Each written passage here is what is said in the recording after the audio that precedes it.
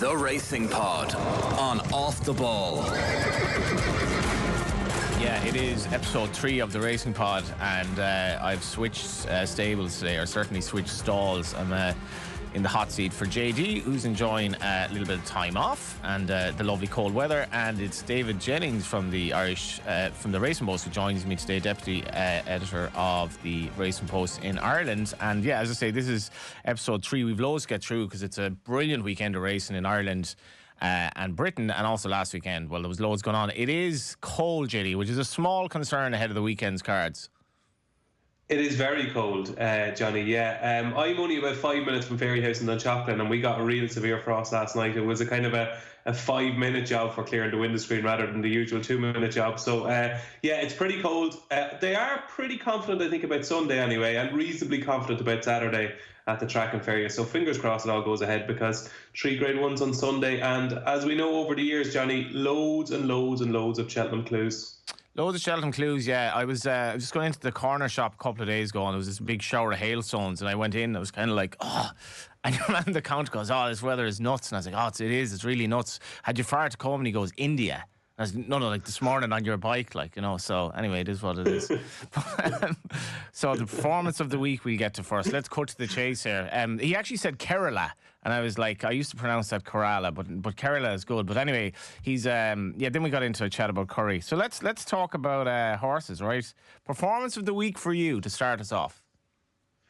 You never know with you, Johnny, what kind of direction these conversations are going to take. I didn't expect to be starting with an Indian in the corner shop, but there we go. You never know. That's the beauty of Johnny Ward. Performance of the week. Look, I was in Punchestown last weekend, and the one performance that blew me away was Gaelic Warrior. He ran the beginner's chase. He was second to Imperial Pass in the Ballymore last season, and watching the race, it's a beginner's chase against good horses, like talented horses. Like horses that will win plenty of chases. I know the way you're thinking is a good horse. Senior Chief of Henry de Bromwich is a good horse. Cool Survivor ran really well in the beginner's chase on his first start. So he had good horses in behind him, and he made them look distinctly ordinary. There was the kind of Allaho feel to it, I thought. It was like taking horses out of their comfort zone and really annoying them with the pace he's able to go. Yes, there were 1 or 2 jumping errors where he got low at 1 or 2. He does jump to his right, which will be a factor come Cheltenham. But he's just got so much natural ability that he has the potential to blow these top races wide open. And you can certainly understand why Willie Mullins decided to go straight over fences. He was favoured for the Stayers Hurdle before he revealed in his stable tour in the Racing Post that he would be going over fences with Gaelic Warrior. And I think it looks a pretty shrewd move at the minute, Johnny. I don't know. I was blown away with you. I was absolutely amazed by it. For a horse that, like, probably is best at 3 miles, give or take, to be that far clear over 2-3, kind of, as you say, good horses in behind. And he spoke about his hope that he'd take the fences, like, and I was saying, you know, this horse for the Brown Advisory looks one of the best bets you could have for Cheltenham. Said the same to JD.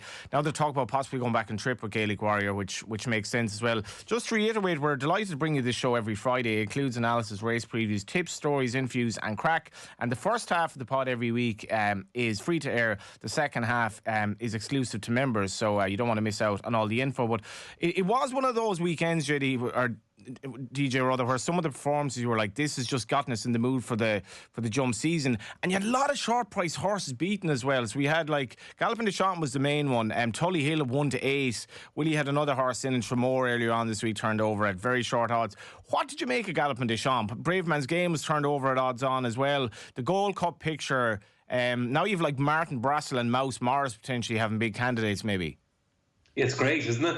I think it's really opened it up. I think we came away from last season's Gold Cup in March thinking Galloping Deschamps is going to win the next 3 Gold Cups, and that's it, done and dusted, and you know he's never going to be odds against again, kind of thing. And then he's beaten at odds on at Punchestown in the Gold Cup by Fast or Slow, and you're kind of saying, it was the end of a long hard season, and you know he still had that air of invincibility, but that's kind of gone now, Johnny. That real aura of he's unbeatable. And up until April, we did think he was unbeatable, because the only time he had been beaten over fences was, of course, when he was clear in the Turners at Cheltenham and he slipped up and landed at the last. But it was just, everything was a bit lethargic, wasn't it? Like, it was like his jumping was a bit all over the place. He didn't really attack his fences the way we know he can attack his fences. They've obviously changed the way this horse runs in his races, and they've obviously changed his training, because as a younger horse, when he was a novice, he was exuberant. He made the run and he wanted to get on with things. And then they wanted to win a Gold Cup with him. So they obviously had to slow him down and slow his jumping down and get him in behind horses. And, you know, this is probably the knock-on effect of that, in that he's probably not doing stuff as exuberantly as he used to do. Still, I did think there was a little bit of an overreaction afterwards. You know, people suggesting he's gone at the game and, you know, he's no chance in the Gold Cup. Like, he was still only beaten a length and a half. It was 2.5 miles. It's a completely different kettle of fish at Cheltenham over 3 mile 2. We know he's a strong stayer. He's got every chance in the Gold Cup. But the problem is he's just not that, you know, once in a lifetime type of horse that we thought he might be. I certainly did. When he won the Gold Cup last season, I thought we saw maybe, you know, potentially the next Cauto Star, or certainly the next horse that was up to that level. And after being beaten twice now, you're just wondering, will he reproduce that brilliance that we saw last season? I hope he does. And I suppose his next start, which will either be in the Savills Chase or the Irish Gold Cup, you'd imagine, will tell us a lot more. Fast or slow, he's a contender. He is a contender. I thought my own boss, Richie Forrestal, in the Racing Post summed it up perfectly in the last line. He said he's both fast and slow, which is something you need to be a Gold Cup winner, because you need to have the pace to be good enough to win the race, but you need to be slow and lob along as well, which fast or slow can do. He's kind of come from nowhere, hasn't he? He's this handicapper who couldn't win a handicap at Cheltenham, albeit he ran a cracker in the Ultima, who kind of, you know, people had heard of, but they didn't really know much about him when he went to Punchestown. Then he won that race at 20-1, and as Martin Brazel said in the lead up to the race, he needed to do it again to beat Gallop in the Champs again, to prove it wasn't a fluke. He's now proved it wasn't a fluke. He's now proved to himself to be a proper Cheltenham Gold Cup contender. And as you say, it's great to have Mouse Morris, Martin Brazel up there dining at the top table with the Elliots and Willie Mullins of this world. It's fantastic. Shishkin's obviously declared at Newcastle, and we'll see what the ground is like. But, you know, I was talking to JD here last week. I was just like, since I backed this horse last year at Cheltenham, I've kind of given up on predicting what he would do. They had the cheek pieces on. Nicky says there's nothing to do with the cheek piece, Nicky Henderson. But, you know, if he were enigmatic before this, what is he now? Yeah, he certainly is an enigma, and he's obviously got the famous time form squiggle now, which all the best characters of the game have had in their careers. I always thought he never looked entirely straightforward. I never thought he'd do what he did on last Saturday, and it's obviously really worrying that he didn't have the enthusiasm to actually move. I think it's a shrewd move by Nicky Henderson to run him so quickly again. If it goes ahead at Newcastle, obviously it looks like it's odds on to be called off, but if it goes ahead at Newcastle, look, I don't know why, but I do think he will start. I think when you're aware of things, yes, you will make little tweaks to make sure these things don't happen again. So they weren't aware that he wasn't going to start, or potentially mightn't start last Saturday. Now they're fully aware of it. So I'd imagine during the week they've done whatever tweaks they can to try and sort out whatever issue it is. You obviously can't tell until they get to the racetrack. I'd imagine when they get to the racetrack they'll be doing things a little bit differently again. I thought Ruby Walsh made a good point on the road to Cheltenham. He said if he were riding him, he'd actually keep him in the one direction, and even though the start is closer to the finishing line, going just say to the right hand side, he'd go the whole way around and bring him to the start that way, so that he's always facing towards the stable when he's starting to the stable yard, which I thought was an interesting point, because it obviously is a mental issue with Shishkin. Look, he's got loads of ability. I think even last season, I think in the Ryanair Chase, we didn't get to see the full extent of his ability. When he beat a high senior at Aintree, I thought that was a real good performance for his first try at 3 miles. Johnny, if you were to offer me a free bet in the King George now, I'd have it on Shishkin. I think he'll win tomorrow if he starts. I think he's your King George winner in waiting, and I think he's got loads of ability. I just hope he does. I hope the meeting is on, first of all, at Newcastle, and I hope he does the business. You're far too forgiving, yeah, because the fighting fifth we'll get to as well. That'll be in the second half of the show, where we'll talk about the big race at Fairyhouse. I was in Mallow on Sunday, JD, and I'm calling you JD all the time. Just can't get him out of my head. I was in Jennings Davis. I was in Mallow on Sunday, and a couple of things. Halka the Tarbert, for one thing, in the colours of Honeysuckle, who I was always saying, well, not always saying, I was like, can't wait to see her over fences. And Meeting of the Waters in the last was a hell of a gamble. But the Halka the Tarbert performance for me was just sensational. Yeah, and it's interesting. Gordon thought she should have won at Cheltenham last season. Just speaking to him afterwards, he thought that was one that properly got away. And, you know, it kind of hurt him a little bit, I think, because she did produce a hell of a performance. this season was always going to be chasing, was always going to be our game. But I don't know about you, Johnny, but I just thought everything was effortless. Like, it was like as if the fences were tiny beside her. Like, she looked such like a real imposing mare who loved what she did, and I loved the way she quickened from the last without even being asked. And it wasn't that bad of a race either. Like, there was some useful enough mares in there, albeit she's going to be stepping up in class now. But it's going to be interesting to see how high she ranks among the mares this season, because there's every chance she's going to be going to the Mares' Chase at Cheltenham against the likes of Dino Blue, Allegory Devassi, with a real chance. And as first impressions go, they don't get much more impressive than what she showed at Cork. Oh, it was sensational. And just the last meeting of the waters is quite interesting. I just remember Rocky Boya winning the Paddy Power, and afterwards sort of Brian Hayes was saying maybe he could go there, but it was a very interesting performance from a horse that's only had 3 runs from the yard. Yeah, and not one of the most high profile horses in the yard, kind of a bit of an unknown quantity, and nobody knew really what that horse was going to produce. And it was, the money spoke volumes, and I thought the performance was of a horse that could win a big handicap somewhere along the way. Whether it's the Paddy Power or not, I'm not sure, but I certainly think there'll be a big pot on him at some stage, Johnny.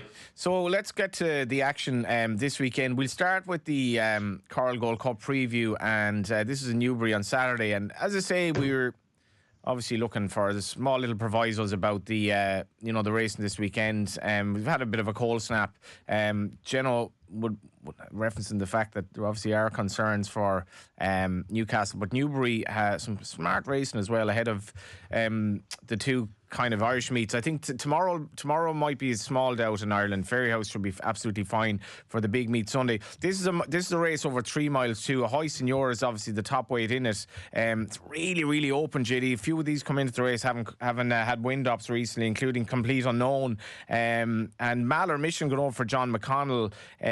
I suppose John's had a fairly quiet time of it of late. His stable's probably been in better form. Maybe his last flat winner was 94 days ago. I think last jumps winner 51 days ago. So it's been a quiet enough run, because Malheur Mission, obviously, heartbreak at Cheltenham last year. Yeah, fell at the second last. Fell at the second last in National Hunt Chase that Gaillard Duminil won. Look, John has made the jump from small trainer to certainly medium/large trainer, and when you do make that jump, you're kind of taking on the big boys a lot, and you've got a better calibre of horses. Look, he'll be really worried about the form of the stable. He has had a few kind of unlucky horses, like the horse in the maiden hurdle at the November meeting at Cheltenham on the Sunday was just beaten on the line, and that would have kind of ended the drought. Malheur Mission has been on everybody's shortlist for this race for quite some time.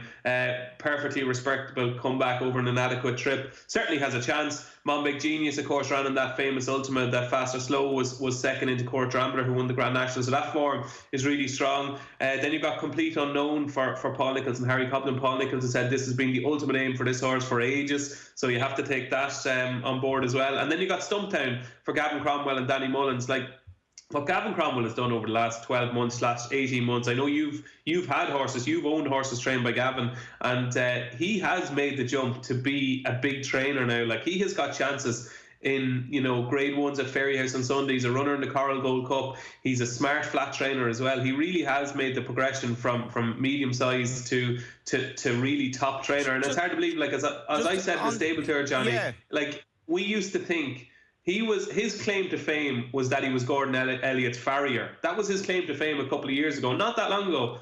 Now nobody even remembers that, so that tells you how far he's come, that he's now one of the biggest trainers around. I spent a bit of time with him lately. He was talking about, like, he's bought land to join in the yard there in Ballarat, near kind of near enough to, I suppose, Tara or Screen direction or whatever. But his attitude is that rather than bemoan Willie and Gordon, and I suppose Henry to a lesser extent, you have to try to match them. And even then, he's a sort of a 60-40 jumps flat split. He's investing a lot of money in the new land. He's going to put a new gallop in there. He's extremely hungry, which is quite interesting as well, given the background you talk about. Absolutely, yeah. He really, like, he knows what it takes. I think he's seen so many good trainers doing what they do, and he obviously puts his own little tweaks to things and does his own thing. And I know we got Garvin Donnelly in there as an assistant trainer, and the team just seems to be expanding. And it's not just quantity, it's quality. Like, he is investing in quality. He's buying a lot of point-to-pointers. He's got big owners in the yard now, and you do need those big owners to really make an impression at the top table. And we just like he nearly won the Galway Hurd with my mate Mozzie, and he is a terrific target trainer. And I imagine Stumptown has been targeted at this race for quite a while. He's definitely got a chance. I do think though, Johnny, and I kind of hate saying this because I know he's an enigma himself, but I do think there is only one Grade 1 horse in this race, and that's a High Seigneur. People will say he's no Denman, and he's no Denman. Of course he's no Denman. Denman won this race twice, but he doesn't have to beat the calibre horses that Denman had to beat. What a Friend was second to Denman when he won his second Hennessy, and What a Friend spent the rest of his life in Grade 1s. There's no horses in here, I don't think, that are going to be spending the rest of their life in Grade 1s apart from a High Seigneur. I just think Newbury is absolutely tailor-made from 3 mile 2, flat track. There is a mistake in him. Like, that's the thing. You're kind of waiting for him to make a mistake all the time. And that's the worry with a High Seigneur. But he is the class horse in the race. He's given away lumps of weight to useful horses, but not top-class horses. He was 16-1 for most of the week. I thought that was a huge price. I wouldn't be surprised if he went off much shorter than that on the day. I could see him going off a single-figure price, and I think this could be one of these races where class will prevail. I do think he's by far the classiest horse in the race, Johnny.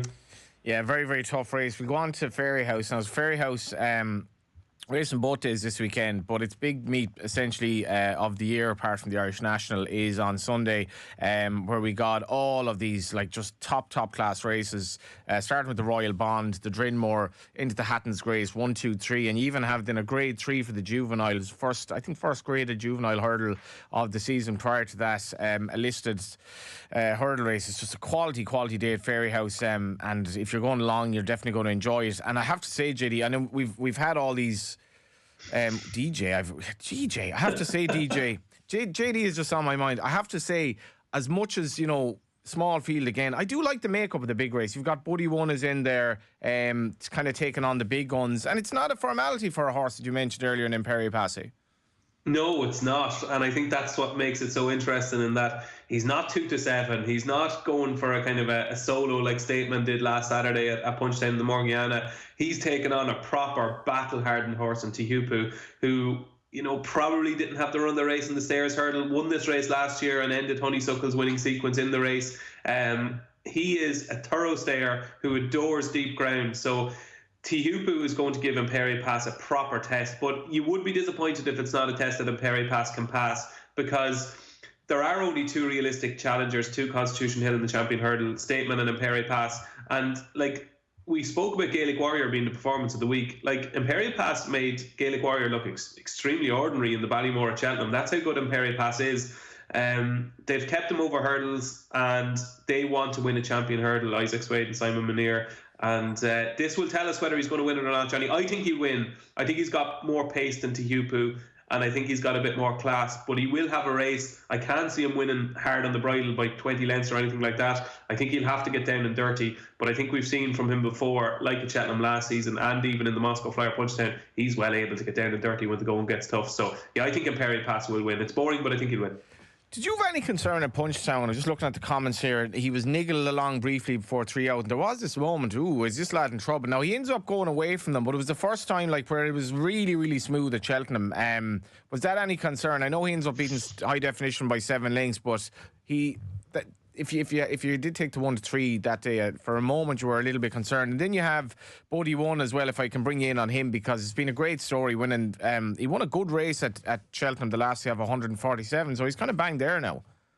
Yeah, absolutely. To touch on Imperi Pass, first of all, I just have my doubts sometimes about Punchestown form. Horses are trained to peak at Cheltenham, especially Willie Mullins, and I know he always has a fantastic Punchestown, but I can't remember too many Willie Mullins trained horses who won at Cheltenham and then produced even better performances at Punchestown than they did at Cheltenham. They often do the double, but not too many of them improved drastically from Punchestown to Cheltenham.